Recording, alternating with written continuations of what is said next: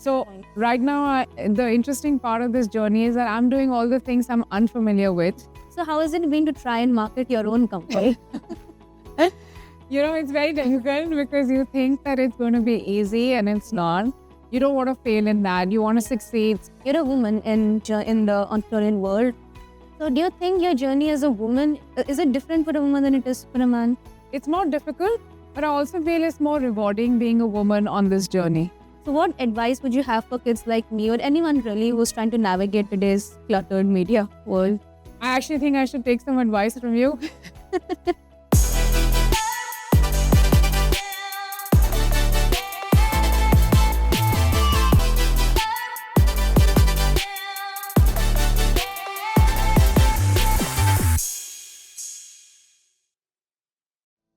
Hey everyone, welcome back to another episode of Tatatat with Anaya.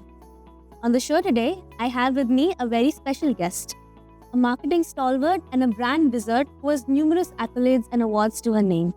From featuring in the list of top 10 Indian women leaders in the UAE to being among the top 50 digital media influencers in India. A savvy strategist, she has written for top publications like Campaign and Little Black Book.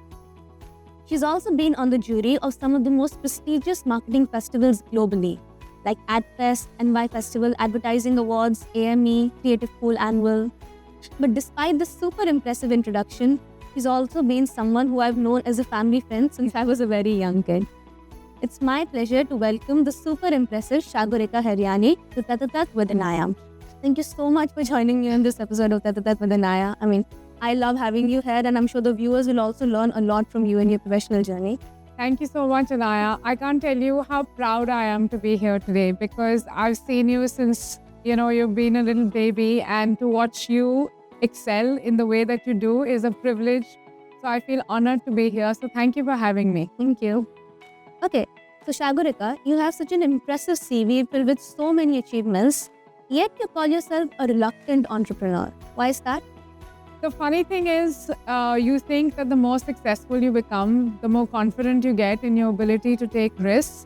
I actually had the opposite happen to me, that the more I got success in my corporate role and I started doing better, I think I sort of became in my comfort zone. And part of being in your comfort zone is you are afraid to try something new because what if you fail? Yes. So I think a huge part of my reluctance came from a lack of self-belief, even though everyone outside of me was telling me, you can do this, you're born to be an entrepreneur, you have all the qualities.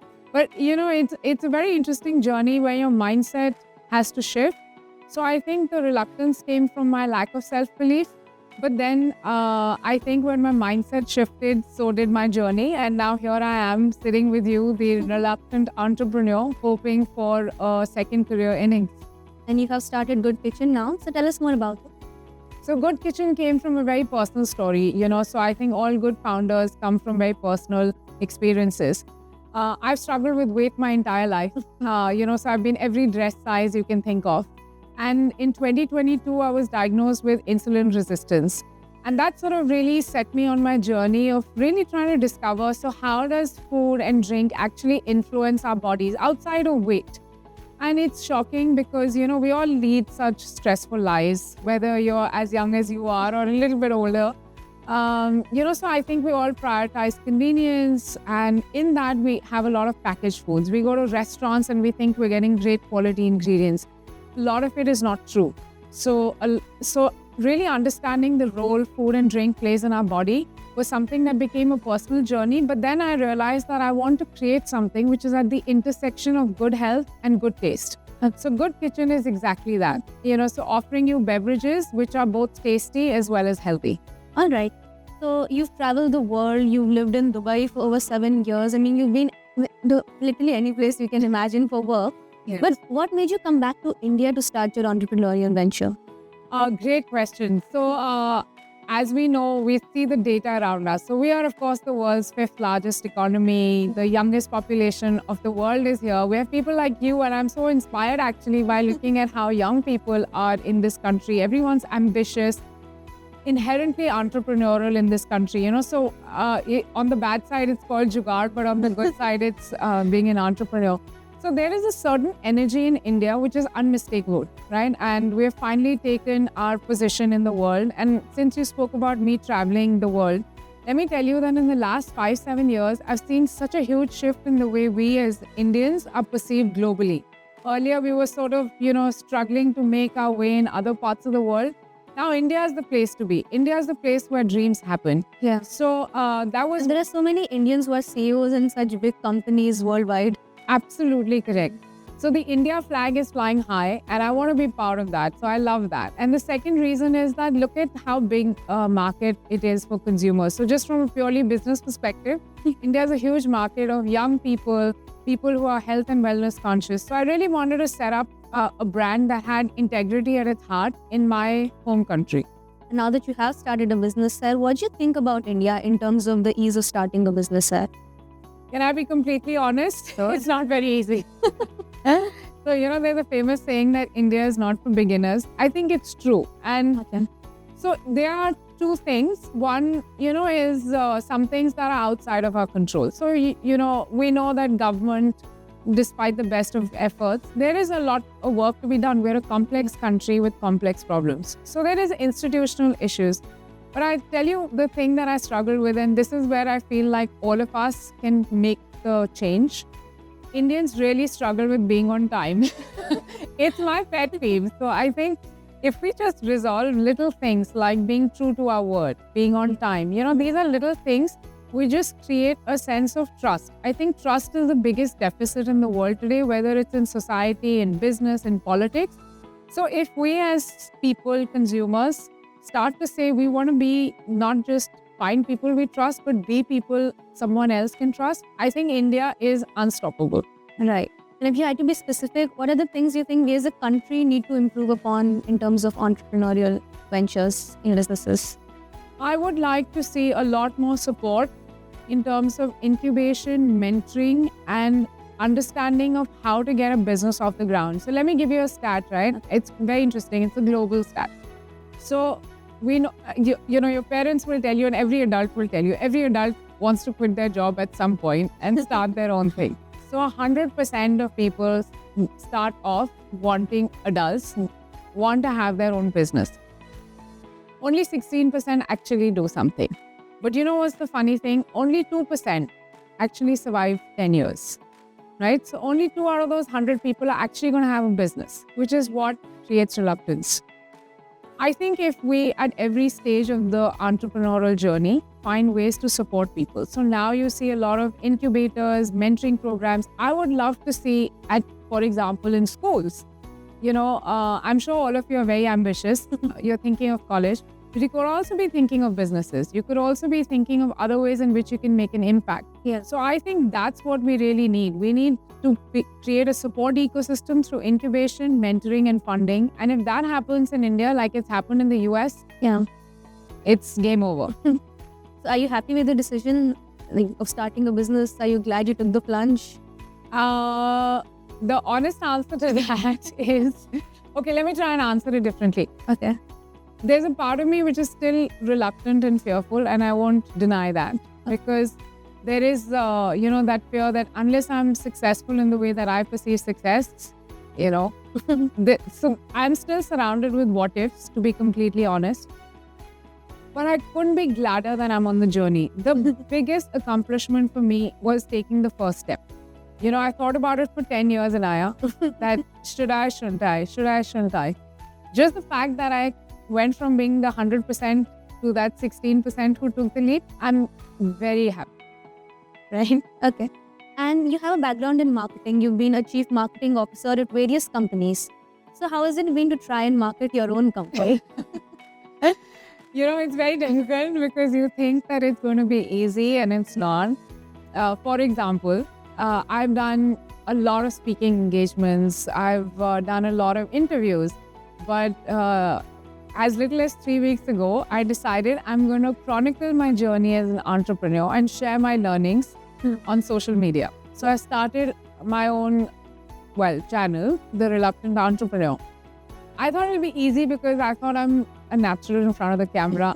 It's not easy. And you know this because you are doing so much of this yourself. It's difficult. It's difficult because that very reluctance, that self-doubt, and that constant desire to be better and better, and feeling like everyone around you is maybe a little bit ahead of you. Because it's your own company, you have a special attachment there. You don't want to fail in that. You want to succeed. So you become So I think the difficult part is to have objectivity. Yeah. And for me, learning to have that objectivity and detachment is really the key, because I feel like if I can bring the same discipline that I used to bring for my clients and brands that I ran, my business will do well. So I think I'm transitioning from a little bit of too much ownership to a little bit of detachment. So have you hired a team to help you with all this? Yes. Doing it, yes. Okay. For social media or for everything? Marketing. No, so we are at the moment contract manufacturing everything. Sure. We are in-housing our sales personnel, and eventually I'll onboard a marketing team. So right now, the interesting part of this journey is that I'm doing all the things I'm unfamiliar with, which is manufacturing, supply chain, operations, distribution. So I'm working with experts in that and hiring slowly, because, you know, once you hire someone, it's as much as your responsibility as it's theirs to create success for them as well as for you. So I believe in hiring slowly and hopefully never firing. Okay, and I feel we had to address this question somewhere in the interview. You're a woman in the entrepreneurial world. So do you think your journey as a woman, is it different for a woman than it is for a man in this field? Yes, 100%. And we are in 2024. Women have more agency than ever before. But is it different? Absolutely. Is it easier? No. But I also feel men have their own challenges when it comes to their career path. The thing is that I think for women, because of our biological and cultural conditioning, we tend to have a lot more self-doubt, and we try to be too many things to too many people. So Yeah. I think women at every age suffer from superwoman complex because we want to excel at everything. Yeah. And then we feel guilty if we don't. So I think that I really take a lesson from men. Men are very single-minded in their tasks. You can't distract them. So I actually think that it's more difficult, but I also feel it's more rewarding being a woman on this journey. All right. Okay, and you're a top digital media influencer. Now you've started your own channel as well. So what advice would you have for kids like me or anyone really who's trying to navigate today's cluttered media world? I actually think I should take some advice from you. So I'll tell you something, and it comes from my current favorite political topic, which is the US elections.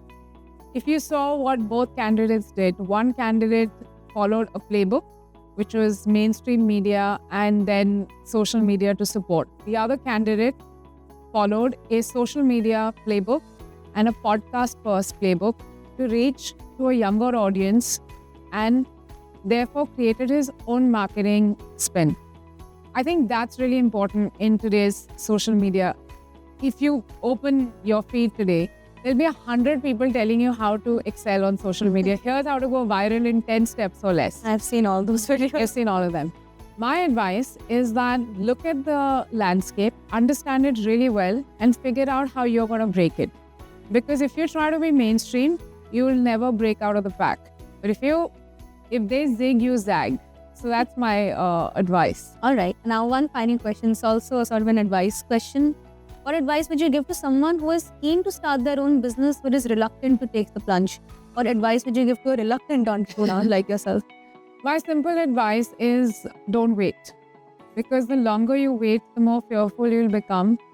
The longer you wait, possibly the more regret you will have. So I just feel like there's only one criteria for success. Whether you want to do a job or you want to succeed in a business, is to manage your mindset. I really think that success does not start in the business or in the actions. It starts in the mindset. So how you speak to yourself, how you train your mind for success is really what decides whether you will be successful or not. So simply work on your fears, because my favorite saying, which I started saying to myself when I decided to go from reluctance to entrepreneurship, is that greatness lies on the other side of my fears. And I say that to myself very often. in hopes that it actually comes true. Right. Thank you so much, Shagurika, for joining me on this episode of Tat with Anaya. I really loved having you here. I learned a lot from you. I'm sure the viewers also really enjoyed this interview and learned a lot from your journey. And I hope they take something away from this interview, because their advice has been it resonated with me really, because I'm also trying really hard with this channel. I'm trying really hard with college, preparing for college and with school. So yeah, I really resonate with you on a deeper level. And I'm sure the viewers also felt that in the interview. Thank you so much. It was such a pleasure talking to you. And I'm truly inspired by you, because you're truly a multi-talented girl and you're going to excel in everything that you do. And I'm sure we're going to have more tete-a-tetes together. Thank you so much, viewers, for tuning in to this episode of Tat with Anaya. And I'll see you in the next one. Bye.